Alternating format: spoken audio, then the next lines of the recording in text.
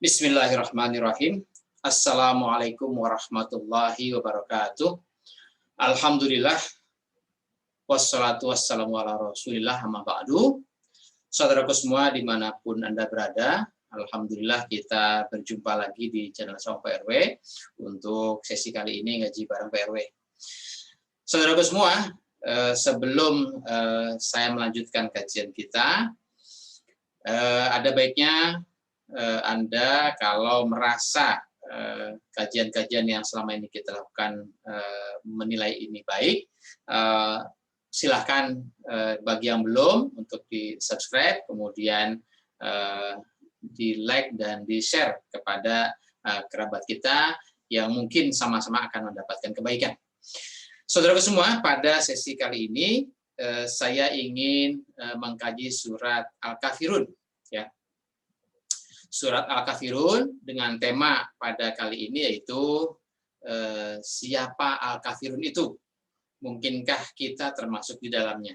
Saudaraku semua, bukan saya ingin menakut-nakuti, tapi coba kita menelusuri, kita coba memahami secara objektif siapa Al-Kafirun itu.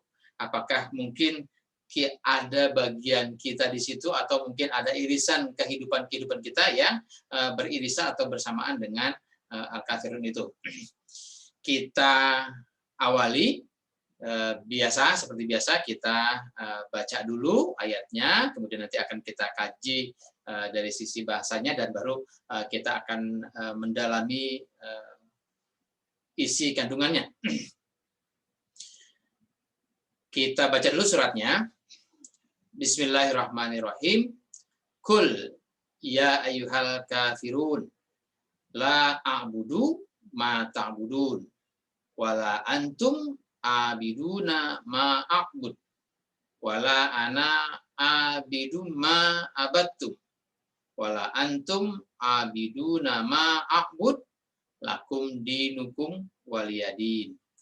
Saudara semua, seperti kita pahami atau kita sudah mendengar atau membaca beberapa kisah berkaitan dengan turunnya surat Al-Kafirun ini, di mana pada awal-awal perjuangan dakwah Nabi di kalangan orang-orang Quraisy, di mana ketika Nabi mulai menyebarkan dakwahnya, mulai mengajarkan Al-Quran kepada bangsa Quraisy, tentu tantangan, halangan, rintangan yang dihadapi tidak mudah, ya.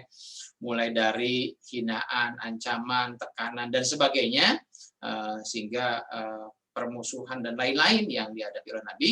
Namun dengan kesungguhan, dengan istiqomah, Nabi menjalani itu semua atas keyakinan yang diberikan Allah kepada Nabi untuk terus melanjutkan dakwah ini walaupun rintangan dan halangannya cukup besar. Seperti sudah kita bahas pada kajian surat-surat sebelumnya, ya, bahwa mulai dari tekanan rintangan yang ringan sampai tekanan rintangan yang besar yang mungkin ancamannya pembunuhan dan lain-lain. Namun karena Nabi dan para sahabat punya sikap istiqomah yang luar biasa, sehingga suku Quraisy sulit untuk menaklukkan semangat juang yang dimiliki oleh para nabi dan para sahabatnya. Akhirnya sikap Quraisy juga mulai melunak, ya. Bagaimana agar dakwah ini bisa dihentikan, namun dengan cara-cara yang lebih persuasif. Salah satunya adalah mereka menawarkan harta, menawarkan jabatan, menawarkan pasangan hidup dan lain-lain, ya. Nah, dan yang salah satunya adalah mereka menawarkan untuk berkoalisi, untuk berkolaborasi dalam hal peribadatan, dalam hal pengabdian mereka, dalam hal tatanan hidup mereka. Satu sisi mereka mengajak untuk katakanlah periode ini atau mungkin misalnya minggu ini mereka ikut menyembah atau ikut mengikuti tatanan hidup yang diajarkan Nabi. Di sisi lain mungkin minggu depan mereka mengajak Nabi dan para sahabat untuk tetap mengikuti tatanan peribadatan atau tradisi kehidupan masyarakat Quraisy. Dan itu tetap saja mendapatkan penolakan dari Nabi dan para sahabat berdasarkan petunjuk dari wahyu Allah ini. Saudaraku semua, kita awali kajian kita di ayat pertama di surat Quraisy ini. Diawali dengan kul, ya. Kul ini adalah kata kerja fi'il amr, ya, kata kerja perintah. Yang memerintah tentu adalah Allah, yang diperintah adalah anta. Anta waktu itu karena ayat ini turun kepada Nabi Muhammad, maka antanya adalah Nabi Muhammad. Selanjutnya sekarang ini karena yang membaca surat ini adalah kita, maka antanya adalah kepada kita semua. Kita yang diperintah oleh Allah. Nah, isi perintahnya jadi ada fa'ilnya pelakunya adalah anta waktu itu kepada Nabi Muhammad dan para sahabat, antanya sekarang adalah kepada kita semua yang membaca surat Al-Kafirun ini. Perintahnya adalah kul, kemudian maf'ulnya, isi perintahnya adalah ayat pertama, ayat kedua, ayat ketiga, ayat keempat, ayat kelima, ayat keenam, atau seluruh ayat dari surat Al-Kafirun ini. Itu isi perintah, itu yang harus kita tempuh, itu harus kita laksanakan. Karena ini perintahnya adalah kul, nyatakan, maka melaksanakannya juga dengan sebuah pernyataan. Tentu pernyataan yang mengandung konsekuensi, pernyataan yang mengandung sikap. Sikap di mana antara pernyataan dengan sikapnya sesuai. Bukan sikapnya A, pernyataannya B, atau sebaliknya. Tapi ini pernyataannya A, ya tentu sikapnya juga A. Jadi harus sesuai antara pernyataan dan sikap. Nah, pernyataan yang ingin disampaikan adalah ya ayyuhal kafirun. Ya ayyuha ini adalah huruf nida, ya. Huruf untuk memanggil. Al kafiruna itu adalah munada yang dipanggil, ya. Kemudian setelah itu adalah pernyataannya la a'budu. La-nya adalah huruf nafi, ya, pernyataan tidak. A'budu adalah fi'il mudhore, ya, fi'il mudhore, domirnya anak. Jadi fa'ilnya anak, fi'ilnya a'budu. Kemudian maf'ulnya adalah ma ta'buduna. Ingat bahwa prinsip fi'il mudhore ini adalah berlaku sekarang dan yang akan datang. Jadi ketika sudah menyatakan sekarang maupun selanjutnya sikapnya sama. La a'budu ma ta'buduna. Ma ta'buduna adalah maf'ul dari a'budu atau objek, ya. Ma-nya adalah isim mausul, ta'buduna adalah jumlah silah. Selanjutnya pada ayat ketiga, wala antum abiduna ma a'budu. Wa-nya adalah huruf sambung, ya, atau waw ataf, ya. Kemudian la-nya adalah huruf nafi untuk menyatakan tidak. Kemudian antum abiduna. Antum abiduna. Antumnya adalah domir. Kalau yang tadi yang diperintahkan adalah anta, kemudian menyampaikannya kepada al-kafirun. Maka antumnya di sini adalah al-kafirun. Kalian, ya. Kemudian abiduna. Abiduna adalah isim fa'il, ya. Tapi di sini berkedudukan sebagai khobar dari antum. Wala antum abiduna. Kemudian ma'abudu, karena ini abiduna adalah isim fa'il, maka dia punya maf'ul. Maf'ulnya adalah ma'abudu. Maknya adalah isim mausul, a'budunya adalah jumlah silah. Jumlah silahnya adalah jumlah fi'liyah, yaitu fi'il mudhari'. A'budu dengan domir anak, jadi fa'ilnya di sini anak, fi'ilnya a'budu. Jadi abiduna itu adalah isim fa'il yang beramal fi'il juga, ya, karena memang isim fa'il itu mengandung kata kerja, dan kata kerjanya punya objek, ya, objeknya atau maf'ulnya adalah ma'abudu. Ayat keempatnya, wala ana abidun ma'abattum. Wa-nya adalah huruf sambung, ya, atau waw ataf, ya, mengikuti pada ayat sebelumnya. La-nya adalah huruf nafi atau la nafi, menyatakan tidak. Kemudian ana abidun. Ana abidun, anaknya adalah artinya saya. Kalau karena yang diperintah itu adalah anta, anta itu kamu, maka ketika kamu itu menyatakan diri, maka menjadi anak, menjadi saya. Kemudian anaknya adalah mubtada, ya. Kemudian abidun adalah khobar. Ana abidun. Karena ada huruf nafi di depannya, maka wala ana abidun. Abidun ini adalah isim fa'il, seperti tadi, isim fa'il yang beramal fi'il. Artinya isim fa'il ini mengandung fi'il, ya, kata kerja. Jadi abidun itu ada kandungan kata kerja di dalamnya, dan ada juga maf'ulnya, ada juga objeknya. Objeknya adalah ma'abattum. Ma'abattum. Ma-nya adalah isim mausul, kemudian abattum adalah jumlah silah. Jumlah silah untuk menerangkan maknya. Kemudian abattum adalah fi'il madi, ya, fi'il madi yang di sini domirnya atau fa'ilnya adalah antum, ya.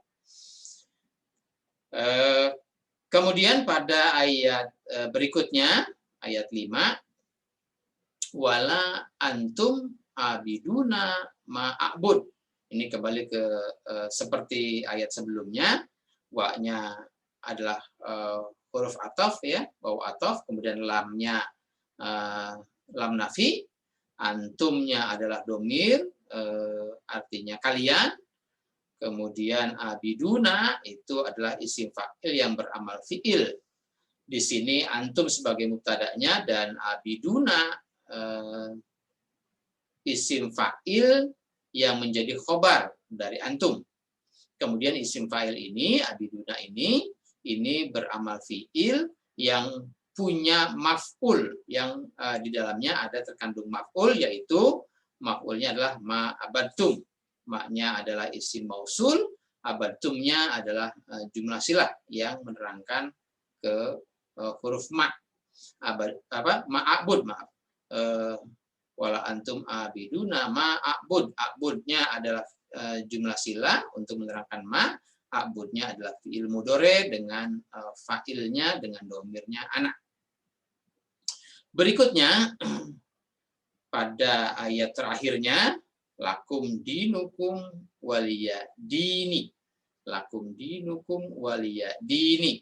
Kalau orang membaca terakhir di baca wakaf, ya, lakum dinukum waliyadin, itu karena dibaca wakaf, tapi pada hakikatnya dia punya baris kasroh, di mana itu ada dini, ada kata pengertian saya di sini, ya. Oke, saya baca dulu dari depan. Lakum, lamnya adalah huruf jar, kumnya adalah majrur. Jar dan majrur ini menjadi keterangan, menjadi khobar bagi dinukum. Dinukumnya Dinukumnya ini ada dua kata, dinun dan kum. Dinun dan kum, dua kata yang digabung menjadi satu, yang menjadi idofah, ada mudhof dan mudhof ilaih, sehingga ini menjadi satu pengertian, ya, satu arti. Dinukum menjadi mubtadanya, lakum menjadi khobarnya. Di sini khobarnya di depan, mubtadanya di belakang. Istilahnya khobar muqaddam, khobar di depan, dan mubtada muakhar, mubtadanya yang di belakang. Lakum dinukum. Kemudian lakum dinukum ini disambung dengan waliya dini. Jadi ini lakum dinukum kalimat nominal, ya, karena mubtada khobar itu isinya adalah jumlah ismiyah. Kemudian wawunya ataf, ya, wawu ataf mengikuti pada kata atau kalimat yang sebelumnya. Waliya dini, li-nya juga huruf jar, ya-nya menjadi majrur. Kemudian dini itu dinun dan ya, di sini dinun dan ya, jadi disambung jadi dini, bisa bacanya, ya. Ini sama seperti lakum dinukum, ini juga ada mubtada khobar di depan, ada jar majrur di depan, dan ada idofah di belakangnya. Dan jar majrurnya sebagai khobar, kemudian dini yang idofah ini menjadi mubtada. Jadi namanya khobar muqaddam dan mubtada muakhar, khobarnya di depan dan mubtadanya di belakang. Jadi saudara semua, kalau mungkin dengan beberapa video yang sudah kita kaji, barangkali banyak istilah-istilah yang mungkin masih asing bagi Anda, mohon tetap bersabar saja, karena mungkin semakin sering kita mendengar istilah-istilah ini, nanti juga akan semakin paham, akan semakin memahami apa yang menjadi istilah-istilah dalam kajian bahasa Al-Quran. Saudara semua, coba kita memahami maknanya, artinya. Yang pertama adalah kul. Kul adalah fi'il amr, kata kerja perintah, perintah dari Allah kepada anta, kepada kamu saat itu adalah kepada Nabi Muhammad, dan saat ini kepada kita semua yang membaca surat Al-Kafirun. Anta diperintahkan, Anda, kalian, saya diperintahkan untuk membuat pernyataan. Isi pernyataannya adalah himbauan, panggilan, karena diawali dengan harfu nida, huruf nida. Huruf nida yaitu huruf untuk memanggil. Yang dipanggil adalah al-kafirun, yaitu orang-orang kafir. Saudara semua, ketika misalnya kalau zaman Nabi itu jelas, Nabi dengan para sahabat satu kubu, satu kelompok menjadi kelompok pendukung orang-orang yang beriman, kelompok mukmin. Sisi lain adalah orang-orang Quraisy, orang-orang jahiliyah yang belum mau beriman kepada Nabi, itu menjadi kelompok orang kafir. Sehingga kalau Nabi diperintahkan untuk menyatakan ya ayyuhal kafirun, hai orang-orang kafir, tentu jelas oknumnya siapa, lawannya siapa. Sehingga Nabi bisa bertemu dengan orang kafir, sehingga Nabi bikin pernyataan seperti ini, bikin statement seperti ini. Statement yang tentu sudah diajarkan berdasarkan wahyu Allah melalui malaikat. Sekarang ini, kalau Al-Quran ini berlaku sepanjang zaman, berarti masih berlaku juga untuk kita dan yang akan datang. Maka ketika kita ingin mengamalkan surat Al-Kafirun ini, maka kita harus membuat pernyataan yang kita tujukan kepada Al-Kafirun. Nah, sekarang Al-Kafirun ini siapa?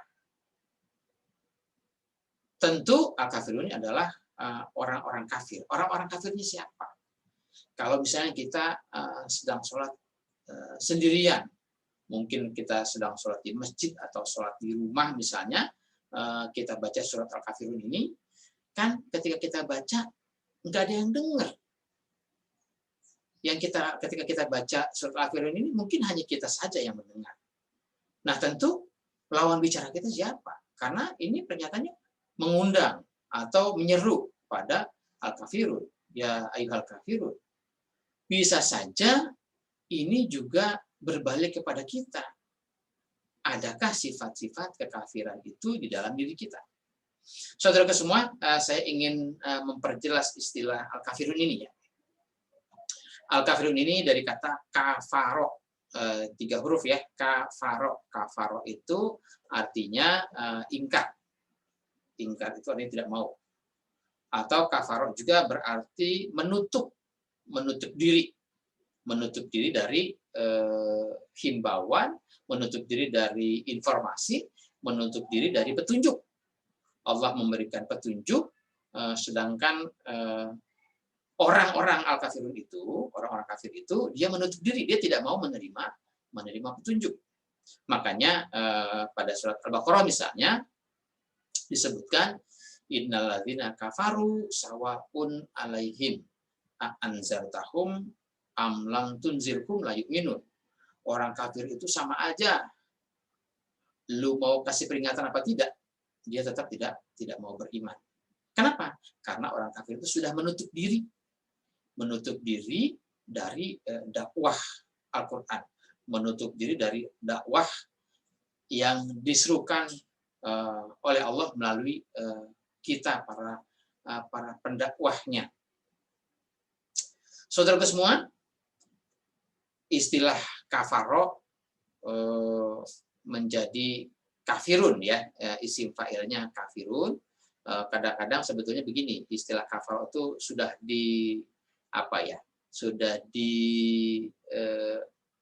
dipelesetkan gitu menjadi kata cover. Kita kan kalau punya buku itu ada bagian mukanya itu, bagian luarnya itu namanya cover. Cover itu artinya kulit penutup ya, penutup dari buku itu. Atau mungkin ada penutup-penutup yang lain ya, yang kita sebut cover ya, cover dari bahasa Inggris itu sebenarnya dari kata kafaro ya, artinya menutup ya. Jadi kalau kafaro itu sudah menutup diri ya, menutup diri dari informasi dari dakwah yang positif. Atau dia bersikap negatif, bersikap tidak mau kepada dakwah Al-Qur'an. Kalau misalnya Anda bersikap negatif kepada saya, itu artinya Anda kafir kepada saya. Tapi itu nggak masalah. Tapi kalau kita ini kafir, bersikap negatif, bersikap ingkar, bersikap menutup diri dari dakwah Al-Qur'an, berarti kita adalah kafir terhadap Al-Qur'an. Berarti kita kafir terhadap ajakan Rasul untuk beriman kepada Al-Qur'an.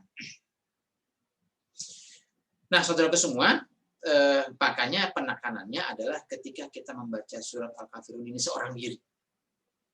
Berarti kita tidak sedang berhadapan dengan orang kafir sebagai pihak kedua. Berarti ketika kita membaca surat Al-Kafirun ini seorang diri, maka kita harus introspeksi. Orang pertamanya adalah kita yang membaca, yang menyeru, dan orang yang diserunya juga adalah kita. Nah, tinggal nanti kita mengintrospeksi apakah di dalam diri kita itu ada sifat pengingkaran, ada sifat menutup diri, ada sifat sikap negatif kepada Al-Qur'an atau tidak. Kalau mungkin selama ini ya barangkali Al-Qur'an mau kita dengar, mau kita pahami, tapi tidak mau kita laksanakan. Berarti kita juga menutup diri dari perintah Al-Qur'an. Atau sebaliknya, ketika kita membaca Al-Qur'an, tapi kita tidak mau memahami, berarti kita juga menutup diri dari makna pemahaman isi Al-Qur'an. Atau sebaliknya, kita sudah tidak mau lagi baca Al-Qur'an. Kita lebih senang lagi menghabiskan waktu berjam-jam, berhari-hari untuk baca media-media yang lain, media-media sosial atau apa, kayak gitu ya. atau mempelajari ilmu-ilmu yang lain dibanding ilmu Al-Quran, maka kita sudah menutup diri dari Al-Quran. Kita sudah bersikap kafir terhadap Al-Quran. Saudaraku semua, sebetulnya kafir itu, kalau kafirun isim fa'il itu kepada pelaku, ya, kepada oknum. Tapi misalnya pada surat Al-Fat pada ayat terakhir disebutkan Muhammadur Rasulullah walladzina ma'hu asyidda'u 'alal kufar ruhama'u bainahum. Nabi Muhammad beserta Nabi Muhammad bersama orang-orang yang bersama dia, bersama orang-orang mukmin yang mengikuti ajaran Nabi, baik dari zaman adanya Nabi saat itu maupun hingga saat ini, orang-orang yang bersama dengan Nabi, orang-orang yang mengikuti sunnah Nabi, itu bersikap ruhama ubainahum. Mereka saling menabur kasih sayang sesama mereka, sesama orang-orang beriman. Sebaliknya, mereka bersikap sangat tegas, sangat keras kepada kekufuran. Di situ sikap tegas, sikap keras bukan kepada orang kafir, tapi kepada kekufuran. Kenapa? Karena kalau kepada orang kafir, ketika zaman Nabi di Madinah, ketika Nabi memerintah di Madinah, itu kan isi kota Madinah tidak semuanya orang beriman. Banyak juga orang munafik, banyak juga orang kafir yang memang mereka tidak mau beriman mengikuti ajaran Nabi. Tapi ketika Nabi memerintah di kota Madinah dan selanjutnya diikuti oleh para khulafaur rasyidin, sikap kita tetap melindungi masyarakat Madinah, baik itu dia orang munafik, baik itu dia orang kafir yang tidak mau beriman, yang tidak mau mengikuti ajaran Nabi. Tapi manakala mereka melanggar peraturan kenegaraan, ya baru ada sanksi, baru ada hukuman. Jadi sikap tegasnya adalah kepada sikap kekufuran. Nah, kalau sikap kekufuran itu ada pada siapa saja, bisa saja nanti kita introspeksi diri, apakah ada pada diri kita atau tidak. Kalau sikap malas, sikap acuh tak acuh, sikap pengingkaran, atau sikap menutup diri dari ajaran Al-Quran, maka kita pun punya bagian dari sikap orang-orang kafir ini. Saudaraku semua, pernyataan berikutnya adalah setelah kita menyatakan sikap kepada al-kafirun, baik itu al-kafirun yang ada di luar maupun al-kafirun yang ada pada diri kita sendiri. Maka pernyataan sikapnya adalah la a'budu ma ta'budun. Saya ini bukanlah pengabdi, bukanlah pendukung, bukanlah pengikut dari ajaran-ajaran yang Anda ajarkan, yang Anda ikuti. Jadi kita ini menyatakan bahwa kita tidak mengikuti ajaran-ajaran yang dilakukan, yang dicontohkan, yang didakwahkan oleh mereka-mereka yang al-kafirun. Misalnya apa? Ya tentu sikap-sikap ajaran-ajaran tentang kekafiran itu banyak. Nah, kita sudah menyatakan bahwa kita itu bukan bagian dari mereka, bukan pendukung mereka, bukan mengikuti contoh mereka. Misalnya ada kegiatan-kegiatan atau sikap-sikap tradisi-tradisi yang dilakukan oleh orang-orang kafir, kita tidak mengikuti tradisi mereka. Kita tidak mengikuti contoh hidup mereka. Nah, di sini juga harus dibedakan mana sikap positif dan mana sikap negatif. Artinya sikap orang kafir itu adalah sikap negatif. Bukan berarti misalnya kalau orang kafir itu katakanlah mereka banyak yang punya prestasi di bidang pendidikan. Lah, kita tidak mau mengikuti mereka, bukan itu, ya. Artinya itu sikap positif yang memang boleh semua orang mencontoh. Yang tidak boleh adalah sikap-sikap negatif. Kemudian pernyataan berikutnya adalah wala antum abiduna ma'abud, dan Anda juga bukan menjadi bagian dari apa yang kami ikuti, bukan menjadi bagian dari apa yang kami dakwahkan, bukan menjadi bagian dari apa yang kami sampaikan, ajarkan. Atau Anda juga bukan menjadi bagian dari tradisi keimanan yang kami lanjutkan, yang kami ikuti, yang kami abdikan.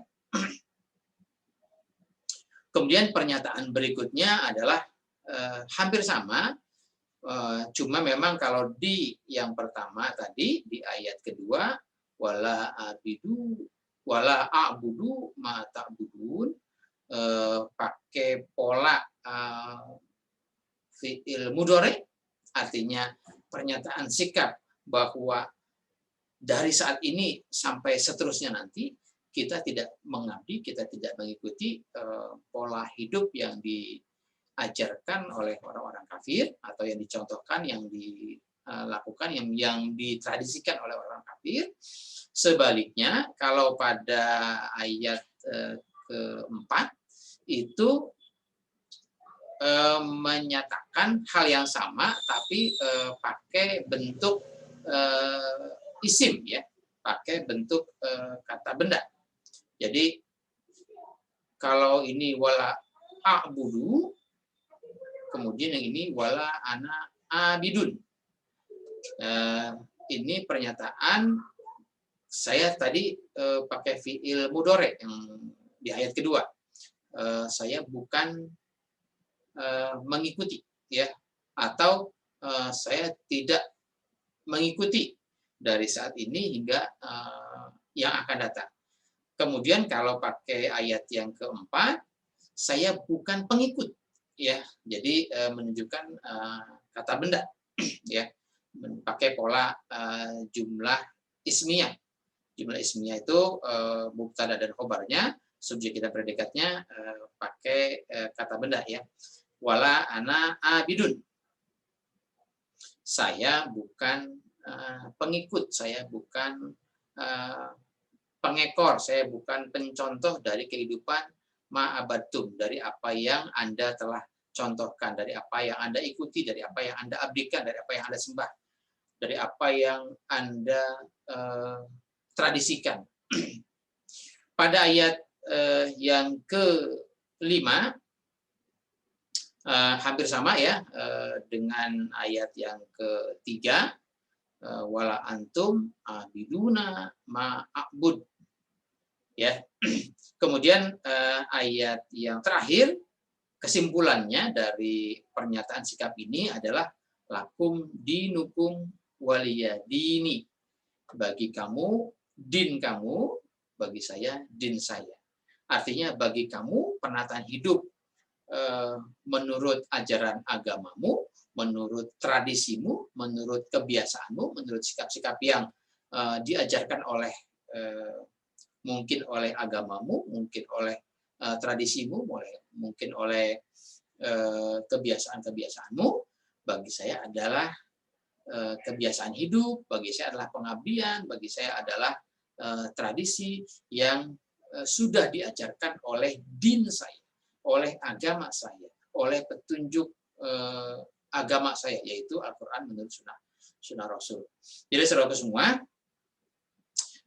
pernyataan ini perlu dinyatakan dengan tegas, ya, bahwa sebagai mukmin kita harus mengintrospeksi diri, bahwa jangan sampai ada bercampur antara sikap-sikap keimanan dan sikap-sikap kekafiran yang ada pada diri kita. Kenapa? Karena ketika bercampur antara sikap keimanan dan sikap kekafiran, sehingga pada diri kita nanti menjadi campur aduk, ya, menjadi gado-gado. Kalau gado-gado itu campurannya sayur-sayuran dicampur dengan bumbu tertentu, itu nikmat rasanya. Tapi kalau ajaran hidup dicampur-campur antara yang hak dengan yang batil, antara yang positif dengan yang negatif, maka itu menjadi hidup yang aduk-adukan, hidup yang tidak bagus, ya, hidup yang merusak tatanan kehidupan ajaran Allah. Sehingga ini ada pernyataan sikap bahwa kita memurnikan diri dari ajaran-ajaran kekufuran. Sebaliknya kepada orang kafir terserah, karena kita tidak mementingkan mereka mau ikut apa tidak kepada kita. Tapi mereka itu memang bukan pengikut ajaran Allah. Karena mereka memang sudah menutup diri dengan ajaran Allah. Makanya perlu ada pernyataan sikap lakum dinukum waliyadin. Silakan, ini garis demarkasi, ini garis pembatas, ini garis pembeda. Al-Quran itu salah satunya adalah Al-Furqan, pembeda, pemisah antara yang hak dengan yang batil. Ini yang batil, ini kerjaannya orang-orang kafir. Ini yang hak, ini adalah kerjaannya orang-orang mukmin. Jangan dicampur adukan yang hak dengan yang batil. Walaupun setengah-setengah, walaupun misalnya lebih banyak yang haknya, yang batilnya sedikit kita ambil, juga tetap tidak boleh. Kenapa? Misalnya kalau antara yang suci dengan yang najis dicampurkan, itu nanti menjadi najis. Ya, katakanlah segalon air suci kita campurkan sedikit saja, mungkin kotoran yang bernajis, maka nilainya semua menjadi bernajis. Nilainya semua menjadi negatif. Jadi yang hak dengan yang batil jangan dicampur adukan. Yang hak itu yang hak, yang batil itu batil. Silakan saja yang batil mau lagu apalah kan gitu ya. Itu urusan mereka. Tapi kita yang beriman, kita harus memurnikan keimanan kita, jangan sampai dicampur aduk dengan hal-hal yang batil, sikap-sikap yang batil, tradisi-tradisi yang batil, dan seterusnya. Saudaraku semua, barangkali itu kajian kita berkaitan dengan surah Al-Kafirun. Semoga apa yang kita baca, apa yang kita pahami, mendapatkan petunjuk dari Allah buat kita melanjutkan kehidupan kita di muka bumi ini dalam rangka memurnikan keimanan kita, dalam rangka memurnikan dakwah ajaran agama ini, sehingga hidup kita betul-betul menjadi hidup yang atas bimbingan Allah menurut sunnah Rasulnya. Biasa doa yang kita baca, Allahumma arhamna bil Qur'an, Allahumma arhamni bil Qur'an. Ya Allah, rahmatilah kehidupan kami ini dengan ajaran-ajaran Al-Quran yang telah Engkau turunkan. Waj'alhu lana imaman. Jadikan Al-Quran ini sebagai imam kita, sebagai imam kami. Waj'alhu lana imaman wa nuran, sebagai cahaya dalam kehidupan kami. Sehingga Al-Quran ini menerangi kehidupan kita dari kehidupan yang lalu, dari kehidupan yang kelam, dari kehidupan yang zulumat. Wa hudan wa rahman. Al-Quran ini semoga menjadi hudan, semoga menjadi petunjuk bagi kita, dan semoga menjadi rahmat bagi kita semua dalam mengarungi kehidupan di muka bumi ini sampai akhir hayat kita. Saudara semua, terima kasih atas perhatiannya. Mudah-mudahan bermanfaat. Billahi taufiq wal hidayah. Wassalamualaikum warahmatullahi wabarakatuh.